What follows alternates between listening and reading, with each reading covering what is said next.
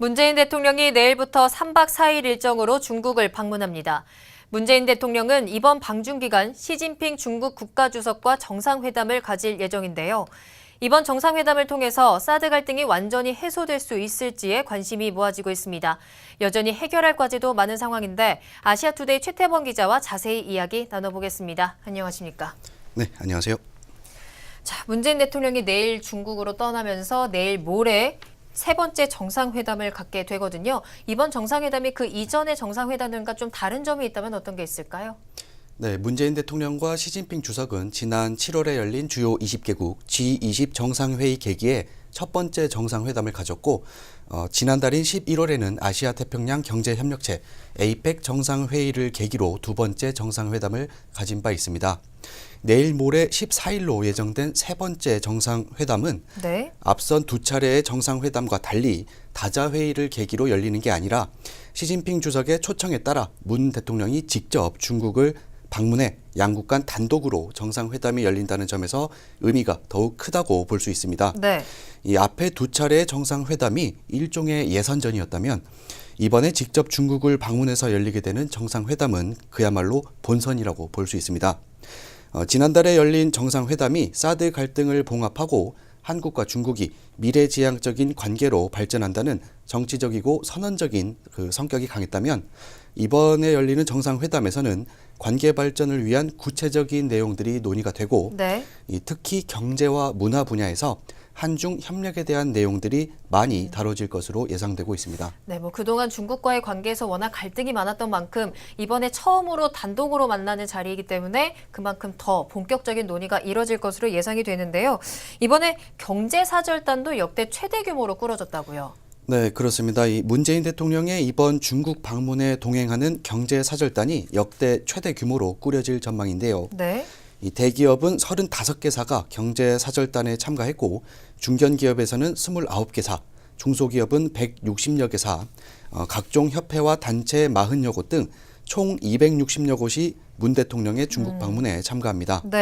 특히 동행하는 경제인들을 보면 박용만 대한상공회의소 회장을 비롯해 최태원 SK 회장, 김승현 하나 회장, 박정원 두산 회장, 구자영 LS 회장, 서경배 아모레퍼시픽 회장 등 주요 대기업의 재벌 총수들이 대거 포함됐습니다. 거의 총출동했다 이렇게 볼 수도 있을 것 같은데 그만큼 양국 간의 그 경제 협력에 대한 내용들이 좀 중점적으로 다뤄질 것 같거든요. 또 이번에 문 대통령의 일정에도 그 경제 관련된 일정들이 굉장히 많이 가득 차 있죠. 네, 문 대통령의 주요 일정을 보면 경제 분야와 관련된 일정들이 많은데요. 이 방중 첫날에는 이 한중 비즈니스 포럼에서 연설을 하고 둘째 날에는 한중 경제무역 파트너십 개막식에 참석합니다.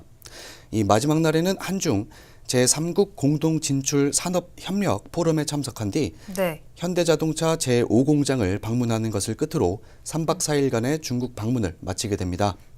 이 중국으로서도 우리나라와 사드 갈등을 풀고 이 경제와 문화 교류의 물꼬가 트인 만큼 자국의 이익을 위해 적극적인 이 경제 실리 외교에 나설 것으로 예상됩니다. 상황이 이렇게 흘러가다 보니까 아무래도 그동안 사드 보복 때문에 힘들었던 우리나라 기업들이 이번 정상회담에 거는 기대가 좀 클 것 같아요. 네, 이 화장품과 면세점을 포함한 유통업계에서는 이번 정상회담에 큰 기대감을 표시하고 있는데요. 중국인들의 한국 단체 관광이 재개되기는 했지만 중국 당국이 전세기나 크루즈 등을 통한 단체 관광에 대한 금지는 풀지 않아서 아직 대규모 유커들의 입국은 불가능한 상태입니다. 이번에 이에 대한 제한이 풀릴지 주목되고 있는데 이번에 방중하는 경제사절단이 현지 미팅에서 중국인 단체 관광에 대한 완전한 재개나 현지 투자, 협력 확대 등의 긍정적인 성과를 낸다면 업계 전체적으로 호재가 될 것으로 예상이 되고 있습니다. 특히 우리나라가 내년 2월 평창 동계올림픽을 앞두고 있는 만큼 이 중국인 단체 관광 재개 등의 문제는 시급히 풀어야 할 사안으로 분류되고 있습니다. 그렇군요. 그런데 이번 한중 정상회담을 마친 후에 양국 정상이 공동 성명을 발표하지 않고 개별 발표할 것이다 이런 발표를 했었거든요. 그 이유는 뭘까요? 네, 이 청와대 관계자는 한중 정상회담이 끝난 뒤에 공동 발표가 아니라 각각 개별적인 언론 발표 형식으로 회담 결과를 설명할 계획이라고 밝혔는데요. 네. 이 발표문 내용에 대한 사전 조율은 있겠지만 언론 발표는 양국이 별도로 확정해 개별적으로 진행한다는 의미라고 이 관계자는 설명했습니다. 네. 이 정상회담에서 합의한 사항을 대외적으로 공동 발표하는 형식을 빌리지 않고 각국의 개별적인 입장과 평가만을 담은 발표문을 내놓겠다는 의미로 풀이되는데요. 네. 이는 사드 문제를 둘러싼 양국 간 이견이 아직 완전히 해소되지 않았기 때문이라는 그런 분석이 나오고 있습니다.